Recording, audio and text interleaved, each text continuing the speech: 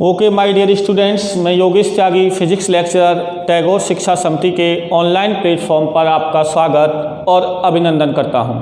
आज हम class 12th RBSC Hindi medium का जो चैप्टर नंबर 2 चल रहा था उसे कंटिन्यू करते हैं। पिछले लेक्चर में मैं आपको संतत आवेश वितरण के बारे में डिटेल में बता चुका था। आज एक टॉपिक है अपना जिसका नाम है सम आवेशित वृत्ताकार वलय के अक्ष पर विद्युत क्षेत्र की तीव्रता। ये कह रहा है सम आवेशित, पहली कंडीशन है कि वो एक समान रूप से आवेशित होनी चाहिए। दूसरा है वृत्ताकार वलय, यानी वलय कैसी होनी चाहिए, वृत्ताकार। वलय को इंग्लिश में कहते हैं रिंग। बेटा रिंग क्या होती है, जैसे चूड़ी जो होती है ना, वो जो अंदर से कैसी होती है, खाली होती है, या किसी बच्चे के हाथ में जो बैंड होता है जिसकी मोटाई बहुत कम होनी चाहिए, वो रिंग होती है। यानी अगर एक पतले तार को वृत्ताकार रूप में मोड़ दिया जाए तो रिंग मिल जाती है, और रिंग को बीच में से काट के सीधा कर दिया जाए तो तार मिल जाता है। राइट बेटा, या रैखिक लंबाई का एक तार मिल जाएगा। तो सबसे पहले हमने बेटा एक कैपिटल आर त्रिज्या की क्या बनाई, एक वृत्ताकार वलय का निर्माण किया।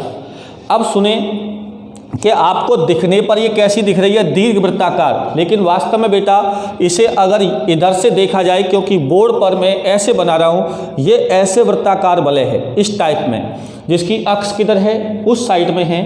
तो ये वृत्ताकार वलय है जिसकी त्रिज्या कैपिटल आर है। इस पर एक समान रूप से धनावेश क्या है, वितरित है, और इसके व्यास के अंदिश 2 पॉइंट हैं, कैपिटल ए और कैपिटल बी। ए बिंदु पर हमने एक लंबाई अल्पांश लिया जिसका मान है dl, और बिंदु बी पर भी एक लंबाई अल्पांश दिया जिसका नाम है dl। इसका मतलब है दोनों ही dl हैं, यानी इनकी लंबाइयाँ कैसी हैं, समान हैं, यानी सममित लंबाई के अल्पांश लिए गए हैं। अगर इस पूरी वृत्ताकार वलय पर आवेश कितना है, स्मॉल q है, तो इस अल्पांश पर आवेश की मात्रा क्या होगी, dq। और इस वलय को हम क्या मान सकते हैं, एक तारी तो है ये, जिस तार को हमने मोड़ा है और उसे कैसा रूप दिया है, वृत्ताकार। तो इस पर आवेश का जो वितरण है वो किसके रूप में होगा, रेखा के रूप में होगा। और रेखा के लिए क्या होता था, रैखिक आवेश घनत्व। तो इसका रैखिक आवेश घनत्व कितना होगा, लैम्डा होगा। राइट। अब इसके सेंटर से, यानी इसके केंद्र से x दूरी पर ये कोई पॉइंट है P, जहाँ पर हमें विद्युत क्षेत्र की तीव्रता ज्ञात करनी है, जिसकी दूरी यहाँ से कितनी है, x है। तो सबसे पहले लंबाई अल्पांश dl के कारण बिंदु P पर इसकी दिशा क्या हो जाएगी, ये हो जाएगी dE1। कैसे बेटा, अगर यहाँ कोई धनावेश है और यहाँ परीक्षण आवेश है, तो ये धनावेश इस परीक्षण आवेश को क्या कर देगा, प्रतिकर्षित कर देगा। इसकी हो जाएगी dE1 वेक्टर। ऐसे ही यह लंबाई अल्पांश इसको क्या कर देगा, इधर प्रतिकर्षित कर देगा, तो ये क्या हो जाएगी, dE2। अगर ये कोण थीटा है, ये कोण थीटा है, तो सम्मुख कोण के हिसाब से ये कोण भी थीटा होगा और ये कोण भी क्या होगा बेटा, थीटा होगा। राइट। देखने पर तो साफ पता लग रहा है कि ये लंबाई अल्पांश और ये लंबाई अल्पांश समान है। यहाँ से यहाँ तक की दूरी, यहाँ से यहाँ तक की दूरी समान है, तो ये दोनों मान भी कैसे होंगे, समान होंगे। फिर भी मैंने आपकी सुविधा के लिए क्या कर दिया है, 1 और 2 लिख दिया है। राइट बेटा, यानी अभी हम केवल 2 लंबाई अल्पांशों के कारण क्या निकाल रहे हैं, विद्युत क्षेत्र की तीव्रता निकाल रहे हैं। अब इन दोनों की दिशा समान नहीं है या एक ही रेखा पर नहीं है, यानी अगर एक ही रेखा पर एक ही दिशा में होती या विपरीत दिशा में होती तो एक ही दिशा में होने पर जोड़ देते और विपरीत दिशा में होने पर घटा देते। लेकिन इन दोनों की दिशाएं अलग अलग हैं, इसलिए यहाँ पर घटकों का वियोजन करना पड़ेगा। और घटक कैसे बांटते हैं, जिस राशि को घटकों में बांटना है पहले उसे 90 डिग्री के बीच में लाइए और एक कोण का निर्धारण करिए। जिस दिशा में कोण होता है उसको लिखते हैं इसका परिमाण। तो इसका परिमाण बेटा क्या हो जाएगा, dE2। मैं इधर लिख देता हूँ, एक बार इसको यूँ, इधर इसका हो जाएगा dE2। और जिस दिशा में कोण होता है उधर होता है cos थीटा। क्या होता है बेटा, cos थीटा। तो ये हो जाएगा DE2 cos थीटा, और जिस दिशा में कोण नहीं होता है उसका लंबवत घटक हो जाता है sin थीटा, तो ये हो जाएगा DE2 sin थीटा। राइट बेटा, ऐसे ही इसके करेंगे तो जिस दिशा में ये कोण है तो इधर एक और घटक आ जाएगा, ये क्या हो जाएगा बेटा DE1 cos थीटा, और इधर क्या आ जाएगा बेटा, इधर आ जाएगा DE1 sin थीटा। राइट, यानी जिस दिशा में कोण होता है उधर तो आता है cos थीटा, और जिधर उसका लंबवत घटक होता है वो आता है उसका sin थीटा। ये बात आपके दिमाग में क्लियर हो जानी चाहिए। अब हम विद्युत क्षेत्र की तीव्रता R की वैल्यू क्या हो जाएगी बेटा, ये बन जाता है समकोण त्रिभुज, और इस आधार पर कर्ण की वैल्यू हो जाएगी कर्ण स्क्वायर बराबर लंब स्क्वायर प्लस आधार स्क्वायर, और कर्ण बराबर अंडर रूट इसका कर देंगे। अब हम पहले बात कर लेते हैं, ये सारा जो लिखना है, लिखने के लिए मैं आपको बोल चुका हूँ कैसे लिखना है कि एक कैपिटल R त्रिज्या की कोई वृत्ताकार वलय है जिस पर स्मॉल q आवेश एक समान रूप से वितरित है, जिसका रैखिक आवेश घनत्व लैम्डा है।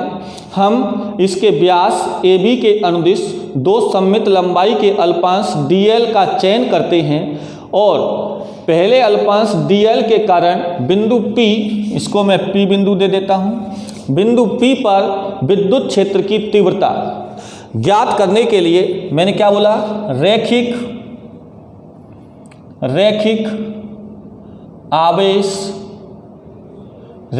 आवेश घनत्व क्या होता है बेटा, लैम्डा, और लैम्डा बराबर मैंने क्या बताया था, आवेश बटे लंबाई, तो यहाँ हो जाएगा dq बटे dl। राइट बेटा, और यदि कोई आपसे कहे कि अगर कुल आवेश लेंगे q तो यहाँ कुल लंबाई क्या आ जाएगी l, और आप जानते हो कि इसकी कुल लंबाई किसके बराबर होगी, इस वृत्ताकार वलय की कुल लंबाई कितनी होगी बेटा, आप खुद सोच के बताओ। ये वलय है तो इसकी कुल लंबाई इसकी परिधि के बराबर होगी, इसकी कुल लंबाई इसकी किसके बराबर होगी, इसकी परिधि, और परिधि क्या होगी 2πr, तो इसे हम क्या लिख सकते हैं, q/2πr भी लिखा जा सकता है। राइट बेटा, अब यहाँ से देखो dq क्या है, अल्पांश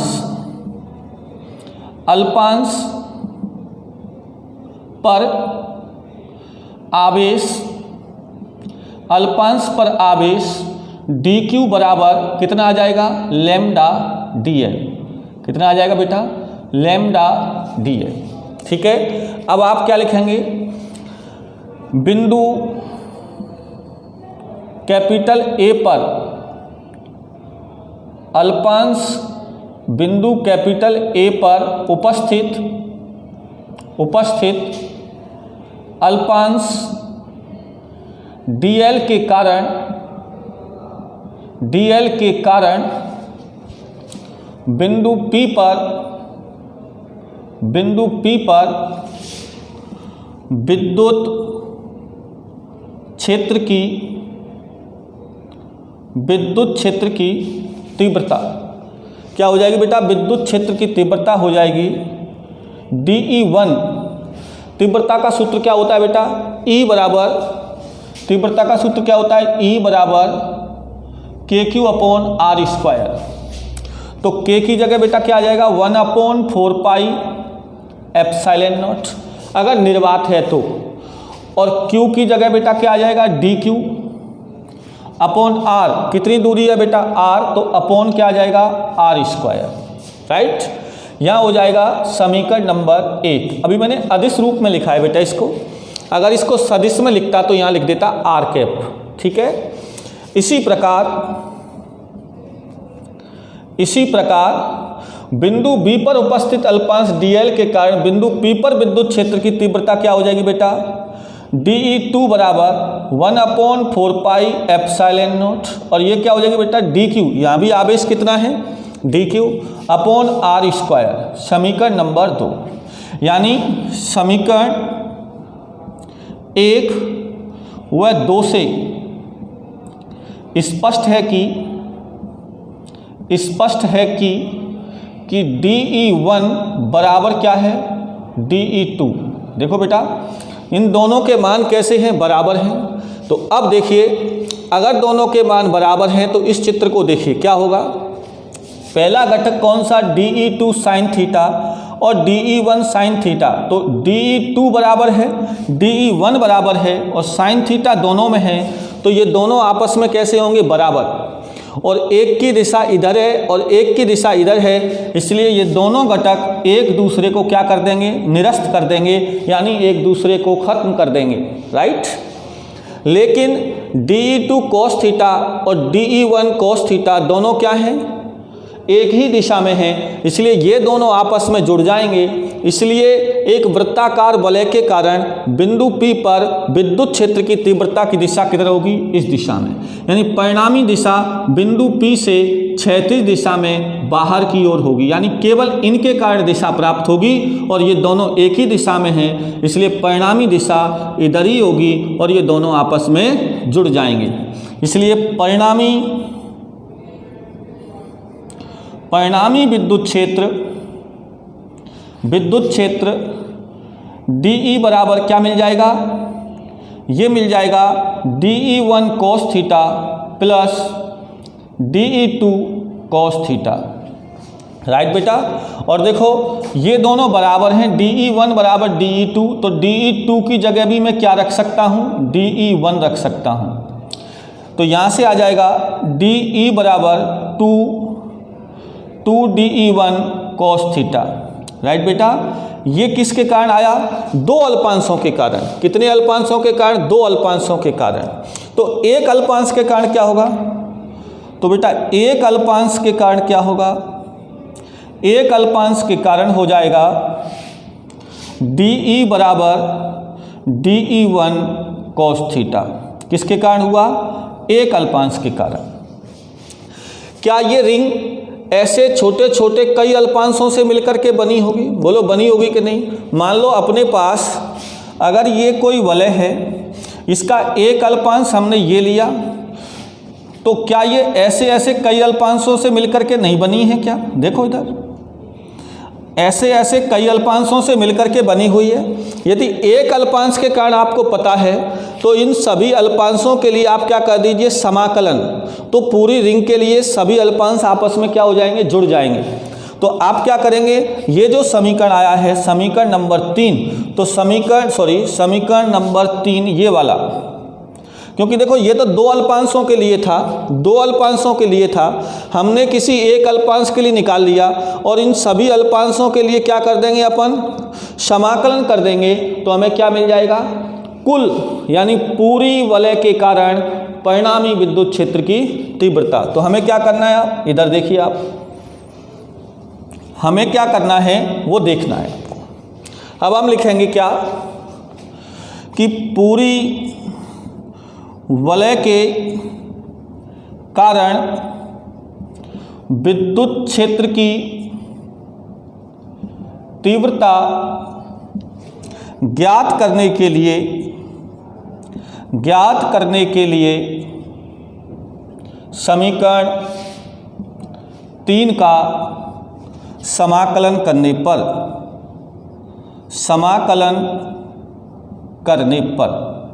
राइट बेटा।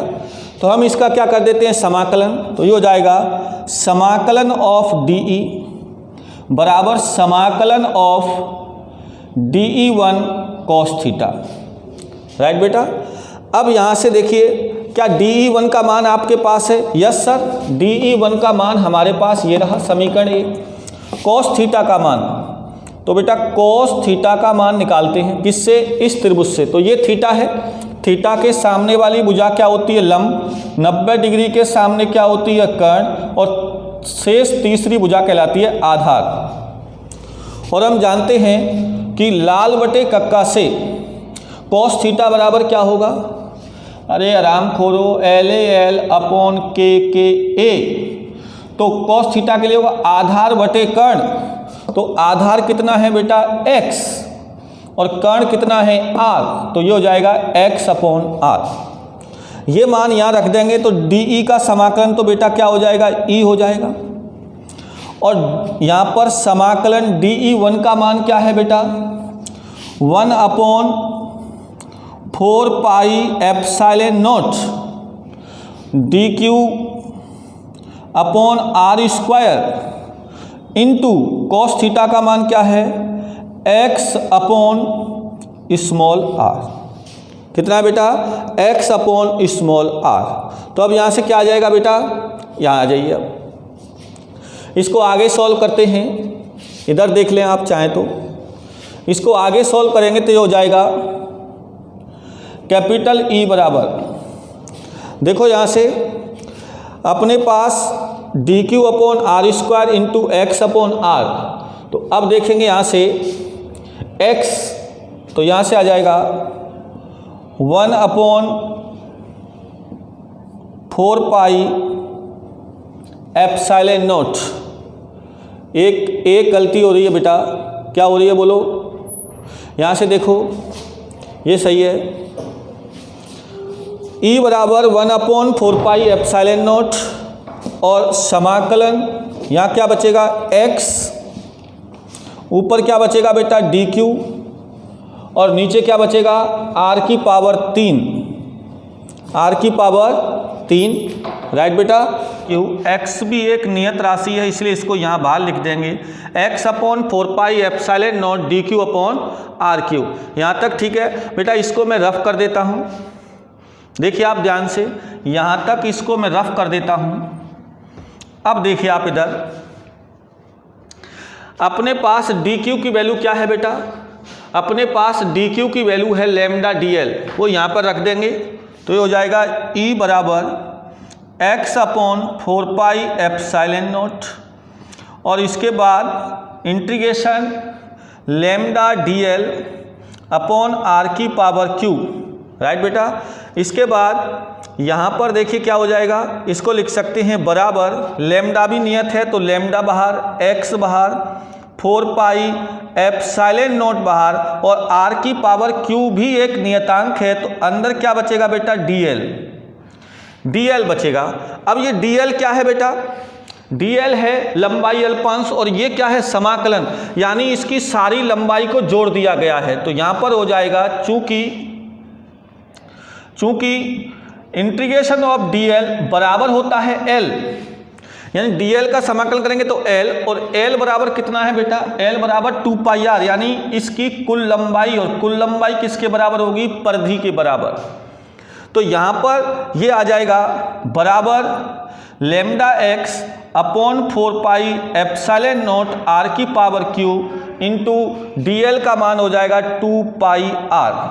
और बेटा यहाँ से देखो आप कि लैम्डा बराबर क्या है, q अपॉन 2 पाई r, तो q बराबर क्या आ जाएगा, लैम्डा इंटू 2 पाई r। देखो यहाँ से q अपॉन 2 पाई r, तो q बराबर लैम्डा इंटू 2 पाई r, तो लैम्डा इंटू 2 पाई r की जगह क्या आ जाएगा q, तो ये आ जाएगा बेटा E बराबर x, ऊपर क्या आ जाएगा बेटा q और नीचे क्या आ जाएगा 4 पाई एप्सिलॉन नॉट r की पावर q, और r की पावर q का बेटा मान रखेंगे अपन। तो देखो यहाँ से कितना आ जाएगा, r का मान कितना है, r square plus x square की घात 1/2 है, राइट। और अगर इसकी घात कितना करें 3, तो ये कितना हो जाएगा 3/2। ये क्लियर है, आपके दिमाग में होना चाहिए। तो 1/2 का मतलब अंडर रूट, तो यहाँ से आ जाएगा, ये हो जाएगा 4 पाई एप्सिलॉन नॉट, ये कहाँ से आया, देखो इधर, ये हो जाएगा बराबर E बराबर x और q upon 4 pi epsilon not r की पावर q, तो यहाँ से आ जाएगा r square plus x square और इसकी घात 3/2। और यदि r का मान बहुत छोटा है किससे, x से, यानी अगर इसकी त्रिज्या इसकी x के मान से बहुत छोटी है तो आप क्या करेंगे, r को नगण्य मानकर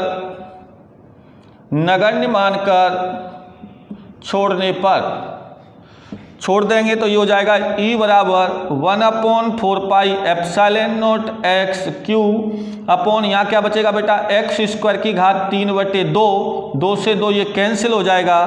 तो E बराबर 1 अपॉन 4 पाई एप्सिलॉन नॉट और यहाँ से क्या बचेगा x q और नीचे क्या बचेगा x की पावर कितना बचेगा 3 और ये क्या हो जाएगा बोलो, एक x से एक x कैंसिल, तो ये आ गया E बराबर 1/4πε0 Q/x²। तो इस प्रकार ये किसी वृत्ताकार वलय के अक्ष पर विद्युत क्षेत्र की तीव्रता का व्यंजक हुआ। कितना, E बराबर 1/4πε0 Q/x²। कब, जब r is much less than x, r का मान x की तुलना में बहुत छोटा होता है, तो r को नगण्य मान करके छोड़ देते हैं। यानी यह केंद्र से बिंदु P की दूरी यदि इसकी त्रिज्या की तुलना में ज़्यादा है तो अक्ष पर विद्युत क्षेत्र की तीव्रता का यह सूत्र प्राप्त होता है। धन्यवाद।